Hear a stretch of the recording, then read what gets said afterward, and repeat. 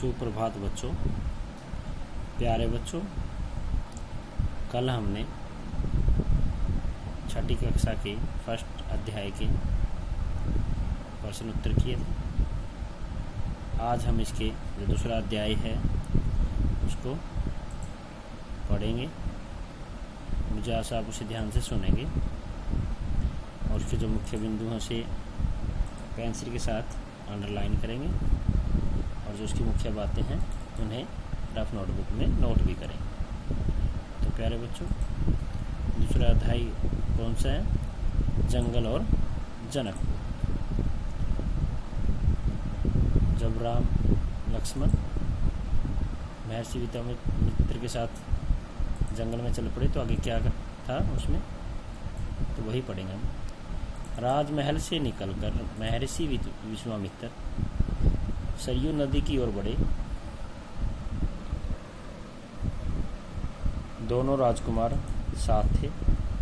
उन्हें नदी पार करनी थी आश्रम पहुंचने के लिए। विश्वामित्र ने अयोध्या के निकट नदी पार नहीं की। दूर तक सरयू के किनारे किनारे चलते रहे।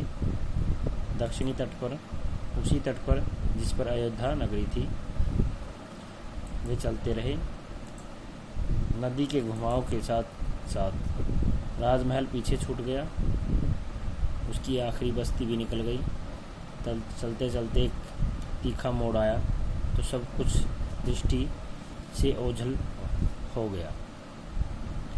राम और लक्ष्मण ने एक बार भी पीछे मुड़कर नहीं देखा। उनकी नज़र सामने थी, महर्षि विश्वामित्र के सधे कदमों की ओर। सूरज की चमक धीमी पड़ने लगी। शाम होने को आई। राजकुमारों के चेहरों पर थकान का कोई चिन्ह नहीं था, उत्साह था। वे दिन भर पैदल चले और चलने को तैयार थे। महर्षि अचानक रुके। उन्होंने आसमान पर दृष्टि डाली।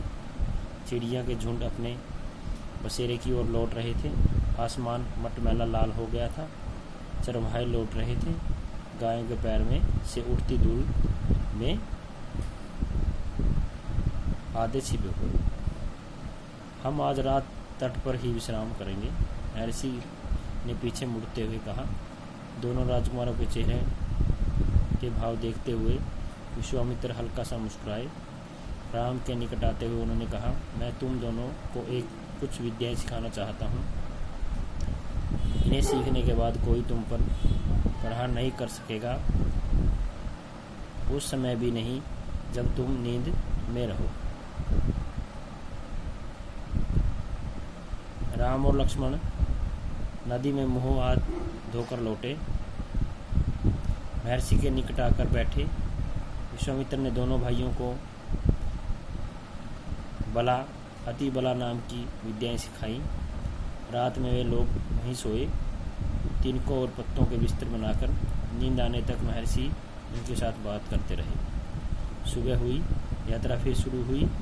मार्ग वही था, सरयू नदी के किनारे किनारे।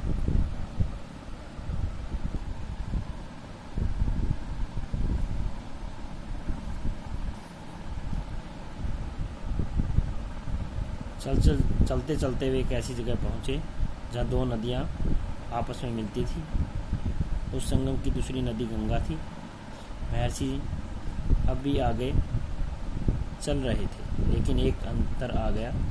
राम लक्ष्मण अब दूरी बनाकर नहीं चलते थे। महर्षि के ठीक पीछे थे ताकि उनकी बातें ध्यान से सुन सके। रास्ते में पड़ने वाले आश्रमों के बारे में, वहाँ के लोगों के बारे में, वृक्षों वनस्पतियों के संबंध में, स्थानीय इतिहास उसमें शामिल होता था। आगे की यात्रा कठिन थी।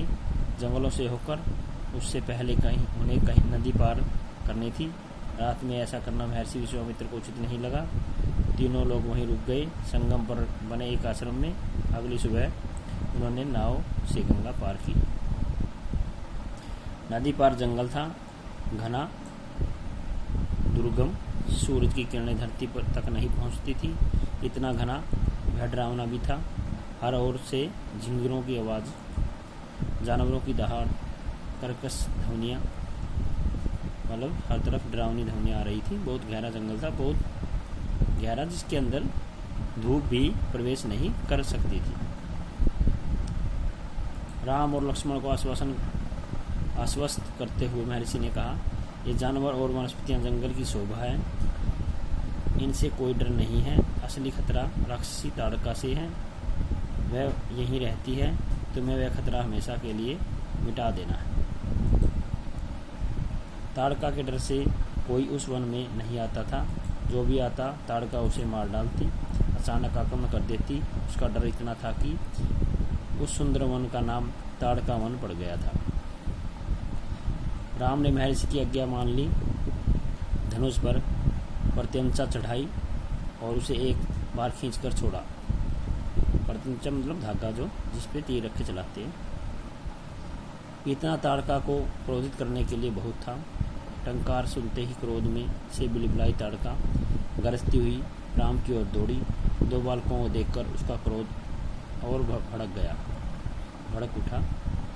जंगल में जैसे तूफान आ गया, विशालकाय पेड़ कांप उठे, पत्ते टूट कर इधर उधर उड़ने लगे, धूल का घना बादल छा गया, उसमें कुछ दिखाई नहीं पड़ता था। फिर ताड़का ने पत्थर बरसाने शुरू कर दिए। राम ने उस पर बाण चलाए, लक्ष्मण ने भी निशाना साधा। ताड़का बाणों से घिर गई। राम का एक बाण उसके हृदय में लगा, वह गिर पड़ी, फिर नहीं उठ पाई। विश्वामित्र बहुत प्रसन्न हुए, उन्होंने राम को गले लगा लिया। उन्होंने दोनों राजकुमारों को 100 तरह के नए शस्त्र दिए, उनका प्रयोग करने की विधि बताई, उनका महत्व समझाया। महर्षि का आश्रम वहाँ से अधिक दूर नहीं था, लेकिन तब तक रात हो चली थी। विश्वामित्र ने वह दूरी अगले दिन तय करने का निर्णय लिया। ताड़का मर चुकी थी, उसका भय नहीं था, तो उन्होंने रात वहीं बिताई, ताड़का वन में, जो अब पूरी तरह भयमुक्त था। सुबह जंगल बदला हुआ था, अब वह ताड़का वन नहीं था, क्योंकि ताड़का नहीं थी। भयानक आवाज़ें गायब हो चुकी थी, पत्तों से गुजरती हुई हवा थी, उसकी सरसराहट का संगीत था, चिड़ियों की चहचहाट थी, शांति थी, तस्वीर बदल गई थी। सिद्धाश्रम का अंतिम पड़ाव था। महर्षि का आश्रम रास्ता छोटा भी था, मनोहारी भी। प्राकृतिक सौंदर्य का आनंद लेते तीनों लोग जल्दी ही आश्रम पहुंच गए। आश्रमवासियों ने उनकी आगवानी की, अभिनंदन किया, उनकी प्रशंसा दुगनी हो गई। महर्षि विश्वामित्र के आश्रम लौटने की खुशी, राम लक्ष्मण के आगमन का सुख। विश्वामित्र यज्ञ की तैयारी में लग गए। अनुष्ठान प्रारंभ हुआ। आश्रम की रक्षा की जिम्मेदारी राम लक्ष्मण को सौंपकर महर्षि आश्वस्त थे। अनुष्ठान अपने अंतिम चरण में था, पूरा होने वाला था। कुछ ही दिनों में 5 दिन तक सब ठीक ठाक चलता रहा, शांति से निर्विघ्न। लगता था कि राजकुमारों की उपस्थिति ने ही राक्षसों को भगा दिया है। राम और लक्ष्मण ने यज्ञ पूरा होने तक सोने का निर्णय लिया। यज्ञ पूरा होने तक न सोने का निर्णय लिया। वे लगातार जागते रहे, चौकस रहे, कमर में तलवार, पीठ पर तुणीर, हाथ में धनुष, प्रत्यंचा चढ़ी हुई, हर स्थिति के लिए तैयार। अनुष्ठान का अंतिम दिन था। अचानक भयानक आवाज़ों से आसमान भर गया। सुबाहु और मारीच ने राक्षसों के दल के साथ आश्रम पर धावा बोल दिया। मारीच क्रोधित था। यज्ञ के अलावा भी इस बात से कि राम लक्ष्मण ने उसकी मां को मारा था, ताड़का को। राम ने राक्षसों का हमला होते ही कार्रवाई की, धनुष उठाया और मारीच को निशाना बनाया। मारीच बाण लगते ही मूर्छित हो गया। बाण के वेग से बहुत दूर जाकर गिरा, समुद्र के किनारे। वह मरा नहीं। जब होश आया तो उठकर दक्षिण दिशा की ओर भाग गया। राम का दूसरा बाण सुबाहु को लगा, उसके प्राण वहीं निकल गए। सुबाहु के मरने पर राक्षस सेना में भगदड़ मच गई। वे चीखते चिल्लाते भागे।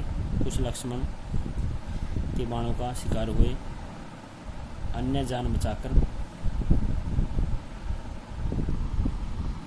भाग खड़े हुए। महर्षि विश्वामित्र का अनुष्ठान संपन्न हुआ। राम ने महर्षि को प्रणाम करते हुए पूछा, अब हमारे लिए क्या आज्ञा है? मुनिवर, महर्षि ने राम को गले लगाया, कहा, हम लोग यहाँ से मिथिला जाएंगे।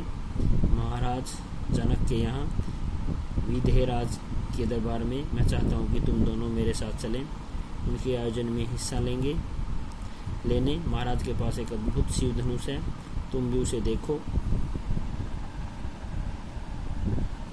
राम और लक्ष्मण अगली यात्रा को लेकर उत्साहित थे। नए स्थान देखने को और जानने का अवसर। सोन नदी पार कर विश्वामित्र मिथिला की सीमा के पास पहुँचे। अपने शिष्यों और राजकुमारों के साथ वे गौतम ऋषि के आश्रम से होते हुए नगर में पहुँचे। राजा जनक के महल में बाहर आकर विश्वामित्र का स्वागत किया गया। तभी उनकी दृष्टि राजकुमारों पर पड़ी। विदेहराज चकित रह गए। वे श्याम को रोक नहीं पाए। महर्षि से पूछा, ये सुंदर राजकुमार कौन है? मैं इनके आकर्षण से खींचता जा रहा हूँ। ये राम और लक्ष्मण है महाराज, दशरथ के पुत्र। मैं इन्हें अपने साथ लाया हूँ आपका अद्भुत धनुष दिखाने। विदेहराज ने महर्षि, उनके शिष्यों और राजकुमारों के ठहराने की व्यवस्था की। एक सुंदर उद्यान में अगले दिन सभी आमंत्रित लोग, ऋषि मुनि और राजकुमार एकशाला में उपस्थित हुए। वहाँ महर्षि ने शिव धनुष का उल्लेख किया। महाराजा जनक ने अपने अनुचरों को आज्ञा दी शिव धनुष को यज्ञशाला में लाया जाए।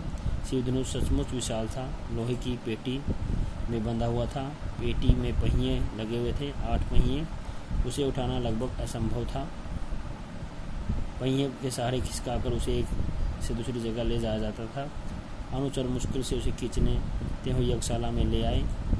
धनुष देखते ही विदेहराज एक पल के लिए उदास हो गए। उन्होंने कहा, मुनिवर, मैंने प्रतिज्ञा की है अपनी पुत्री सीता के विवाह के संबंध में। जो यह धनुष उठाकर उस पर प्रत्यंचा चढ़ा देगा, उसी के साथ सीता का विवाह होगा। अनेक राजकुमारों ने प्रयास किया और लज्जित हुए। उठाना तो दूर, वे इसे हिला तक नहीं सके, प्रत्यंचा क्या चढ़ाते। विदेहराज का संकेत समझकर महर्षि विश्वामित्र ने राम से कहा, उठो वत्स, यह धनुष देखो।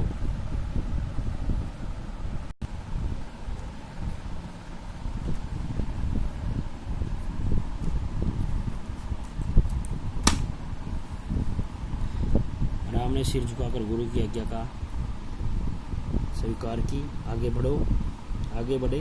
पेटी का ढक्कन खोल दिया।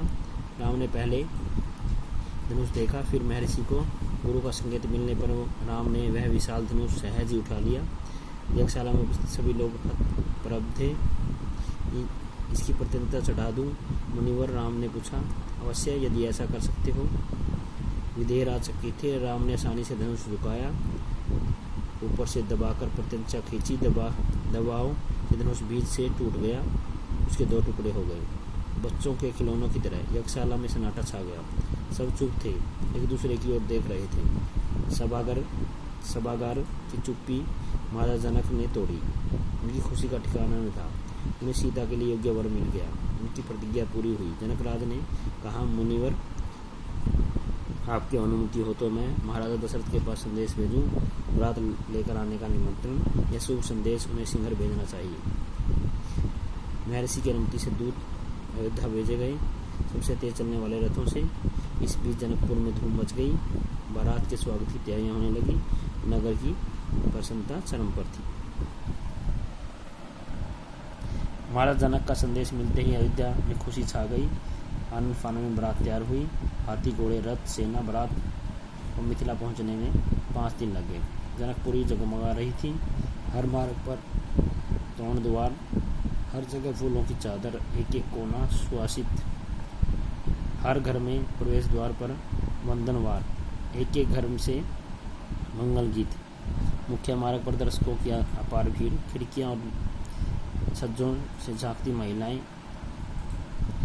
एक नज़र को देख ले, राम सीता की जोड़ी दिख जाए। विवाह से ठीक पहले विदेहराज ने महाराजा दशरथ से कहा, राजन, राम ने मेरी प्रतिज्ञा पूरी कर ली। बड़ी बेटी सीता को अपना लिया। मेरी इच्छा है कि छोटी पुत्री उर्मिला का विवाह लक्ष्मण से हो। मेरे छोटे भाई कुशध्वज की भी 2 पुत्रियां हैं, मांडवी और श्रुतकीर्ति। कृपया उन्हें भरत और शत्रुघ्न के लिए स्वीकार करें। राजा दशरथ ने यह प्रस्ताव तत्काल मान लिया। विवाह के बाद बारात कुछ दिन जनकपुरी में रुकी। बाराती बहुओं को लेकर अयोध्या लौटे तो रानियों ने पुत्र वधुओं की आरती उतारी। स्त्रियों के फूल बरसाए। शंख ध्वनि से गलियां गूंज उठी। यह आनंदोत्सव लगातार कई दिनों तक चलता रहा। तो प्यारे बच्चों, ये हमारा छठी कक्षा का बालराम कथा का दूसरा अध्याय था। और मुझे आशा आपने ध्यान से सुना होगा और इसकी जो मुख्य बातें हैं वो नोट भी की होंगी। तो प्यारे बच्चों, आज के लिए इतना ही। आपका बहुत बहुत धन्यवाद।